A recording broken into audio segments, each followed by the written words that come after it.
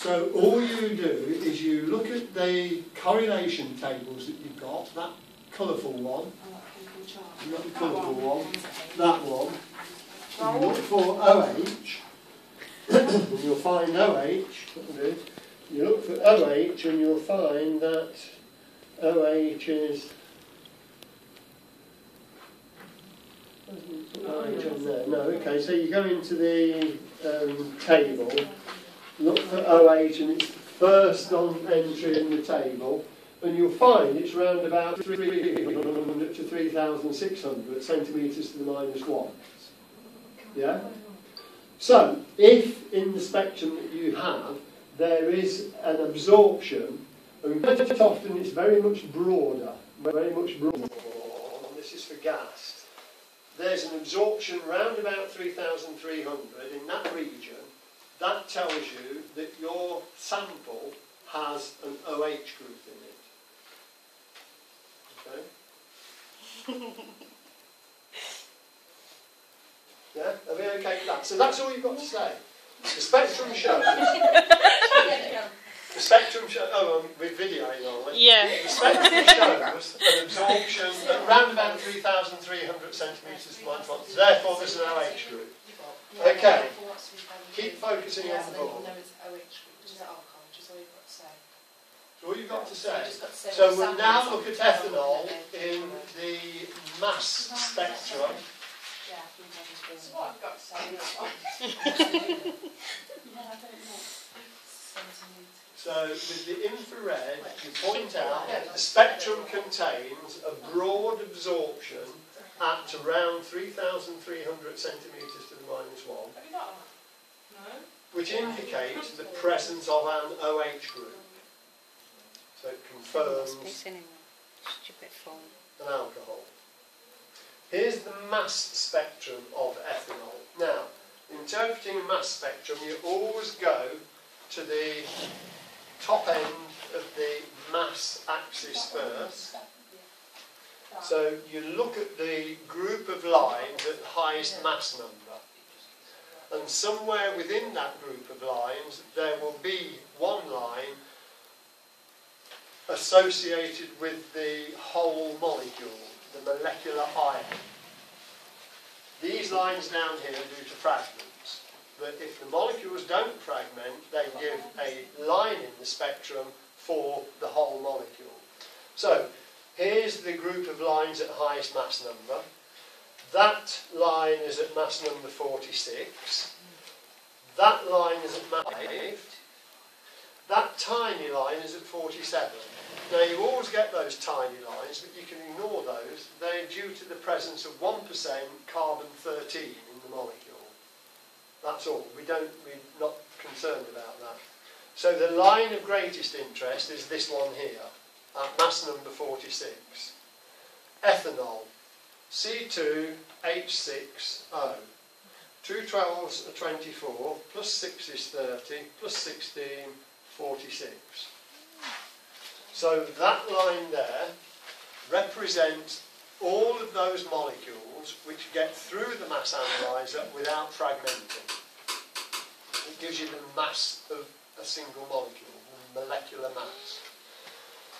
There is a large line at mass number 45. So what's the difference in mass between those two? 1. What fragmented from the original molecules to give rise to this here? It's lost 1 unit of mass. What atom is responsible for 1 unit of mass? Hydrogen. Hydrogen. So it's lost a hydrogen. The structural formula for ethanol, C2H5OH. Is it likely to be one of the 5 H atoms in the C2H5? No. Is it likely to be the OH hydrogen? Yes. So that's due to the parent molecule ion with a mass of 46 units. That's those molecules that go all the way through the mass analyzer without fragmenting. That line is due to those fragments which go through which have lost 1 hydrogen. And that 1 hydrogen is likely to be the OH hydrogen. And in fact, that's a typical fragmentation for alcohols. And you might not know that, but would be able to say that it's likely to be that OH hydrogen that's been lost, instead of one of the 5 in the C2H5 organic form. There's a big line, the main line, or the most abundant line, if you like, occurs at 31 units of mass. Now, what's the difference between 31 and 46? 46 minus 31 is 15. So, what do you think has been lost from the parent molecule, which has 15 units of mass, which gives rise to this peak here? Think about the structure of the molecule. C2H5OH, we could write it out as CH3CH2OH. Where might we get 15 units of mass?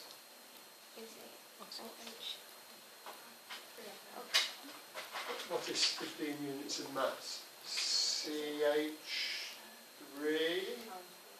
So it could be that, or it could be that plus that.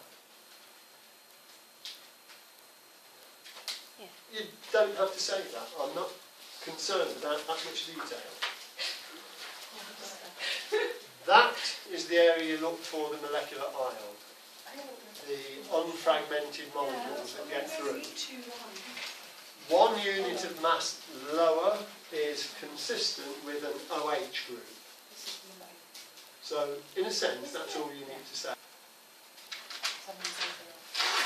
So basically, what You put the molecular ion occurs at 46, mass unit 46.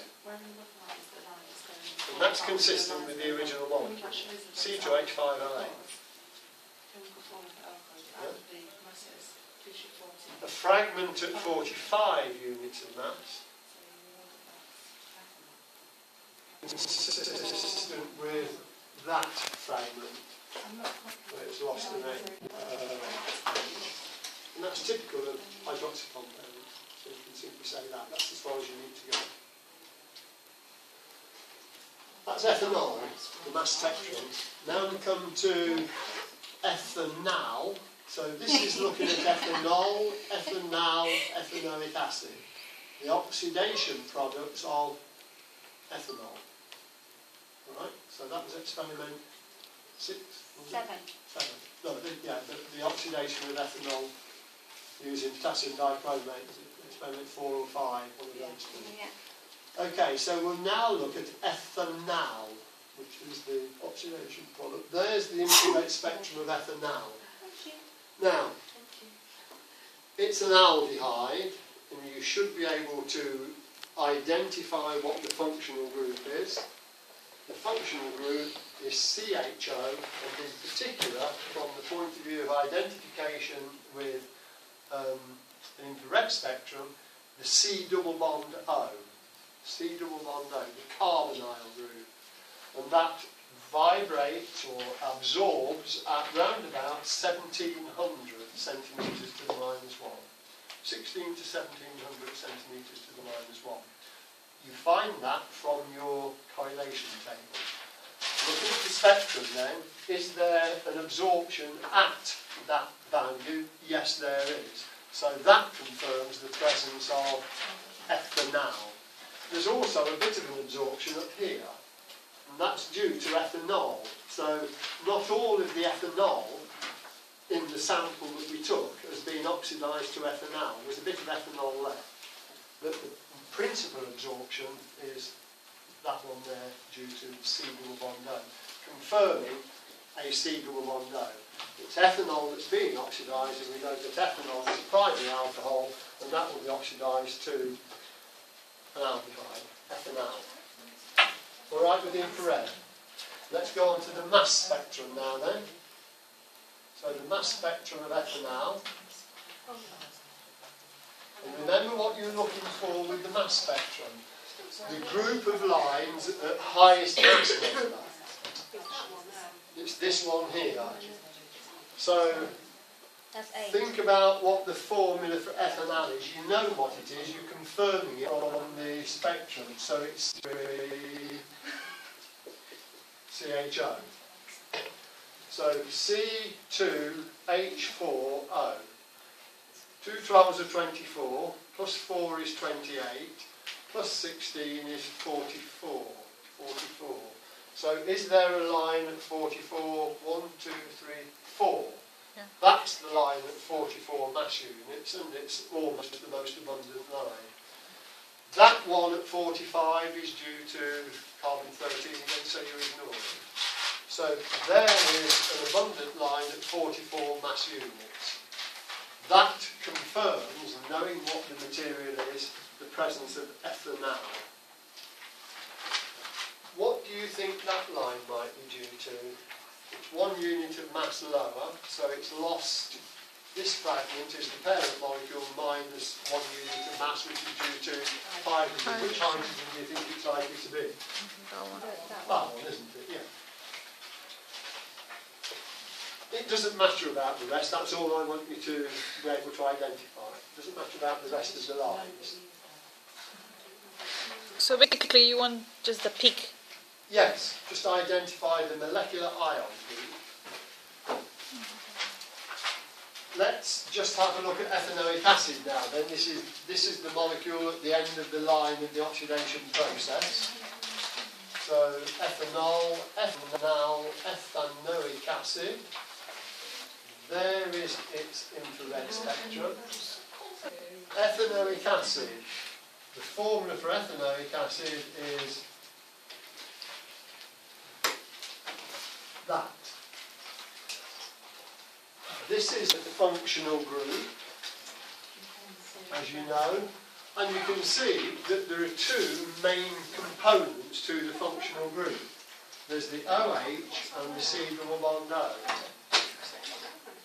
Where would you expect the C-double bond O to absorb? At round about 1700 centimetres to the -1. There it is. Where do you know that the OH absorbs?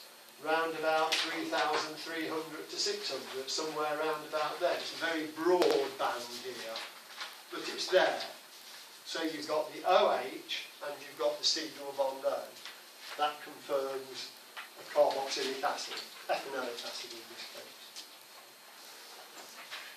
Work out the molar mass of that, and then we'll look at the mass spectrum of ethanoic acid.